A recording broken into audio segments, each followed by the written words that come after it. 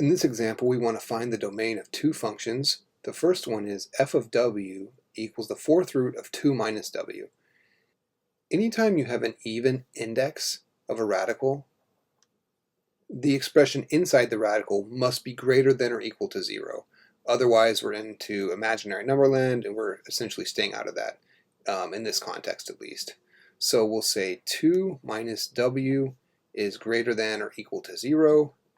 Let's subtract the 2 from both sides. Negative w greater than or equal to 0. Greater than or equal to negative 2.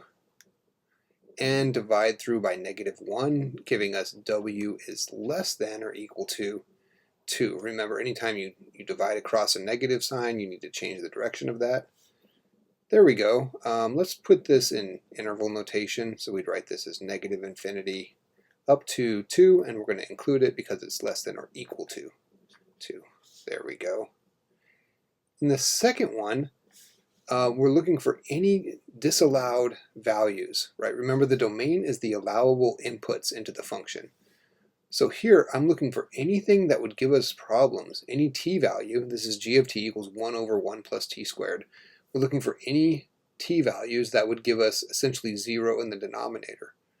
But since this is positive, right, t squared is always going to be positive.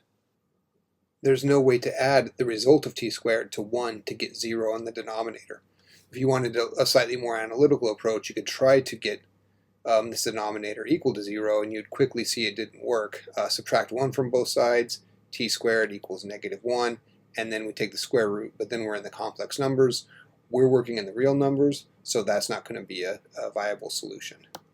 So what does that tell us? That all real numbers are allowable into this, so there's our domain, all real numbers. You can use this all real numbers symbol. It's like an R with two kind of stems here. You could also write negative infinity to infinity if that R is a little too strange. I really like the R though.